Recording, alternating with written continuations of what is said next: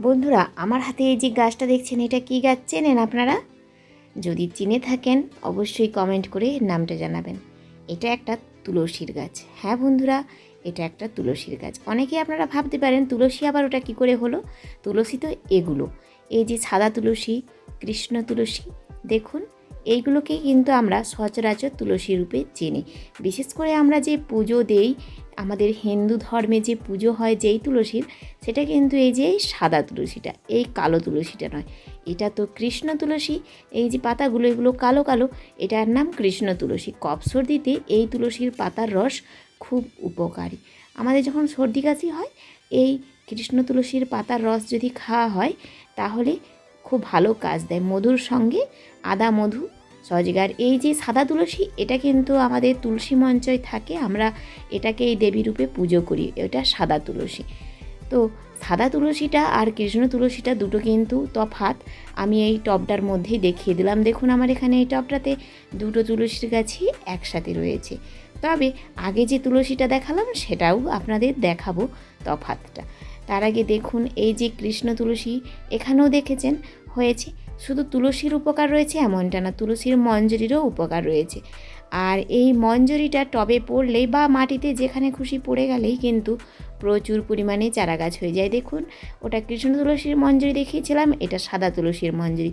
এই যে সাদা তুলসী, এটাই কিন্তু আমরা পুজো করি।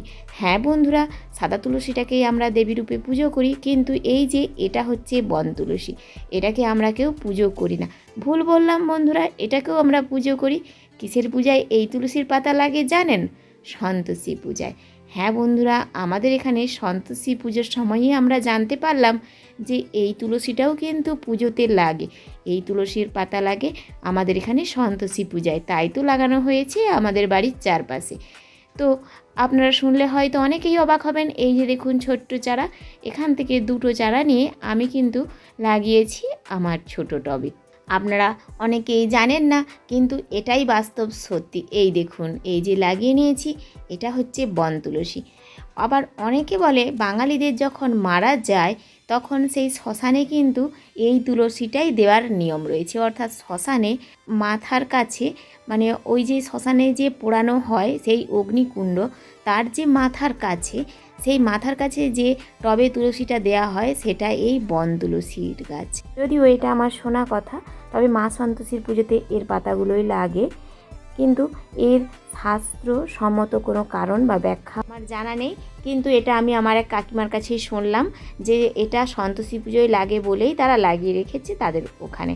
আর সেখান থেকেই আমরা সবাই কিন্তু চারিয়ে নিয়েছি এই তুলসীর গাছ। এই যে দেখুন কি সুন্দর তুলসীর গাছটা, তো এটা লাগিয়ে নিলাম। আপনারা যদি জেনে থাকেন আমাকে কমেন্ট করে জানাবেন যে এই তুলসীটা আর কি কি কাজে লাগে। আমার তো এতটুকুই জানা ছিল, তাই আমি এতটুকুই আপনাদের সামনে জানালাম। ছোট টবের মধ্যে লাগিয়েছি। আর এবার দেখুন আপনাদের আমি তফাৎটা দেখাচ্ছি। দেখেছেন এর পাতা আর ওর পাতার তফাৎ? দেখুন এর পাতাটা সম্পূর্ণ আলাদা। দেখুন কত সুন্দর এর পাতাগুলো দেখুন। এই যে দুটো তুলসী, এই দুটো তুলসীর পাতাই আলাদা, তবে এই বন তুলসীর পাতা আলাদা। আরেকটাও তুলসী রয়েছে, সেটার নাম হচ্ছে রাম তুলসী।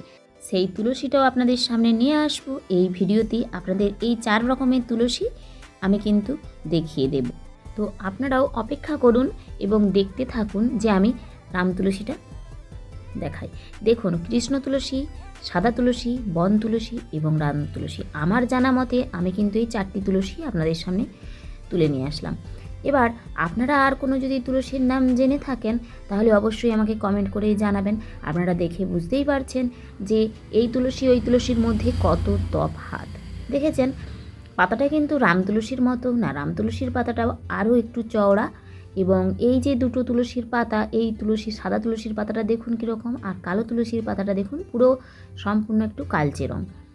আর এই তুলসীটা দেখুন অনেকটা পাতলা পাতা এবং কিছুটা বন পাতার মতোই। আর এই যে এখন তুলসীটা দেখাচ্ছি এটা হচ্ছে রাম তুলসী। হ্যাঁ বন্ধুরা, এটাই হচ্ছে আসলে রাম তুলসীর গাছ। দেখেছেন আপনারা এই গাছের পাতাগুলো আরও অনেক বড়। এই যে আমি এখানে 3 রকমের তুলসী দেখাচ্ছি, এই 3টি তুলসীর তুলনায় রাম তুলসীর পাতা কিন্তু অনেকটাই বড় হয় এবং রাম তুলসী খাওয়ারও প্রচুর উপকারিতা রয়েছে। ওতেও কফ সর্দি ভীষণভাবে কমে।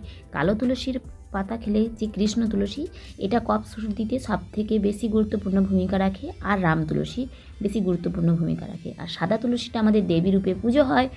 আর বন তুলসীর কথা ওই যে বললাম মা সন্তোষীর পুজোতে লাগে এবং আমাদের শ্মশানে কাজে লাগে।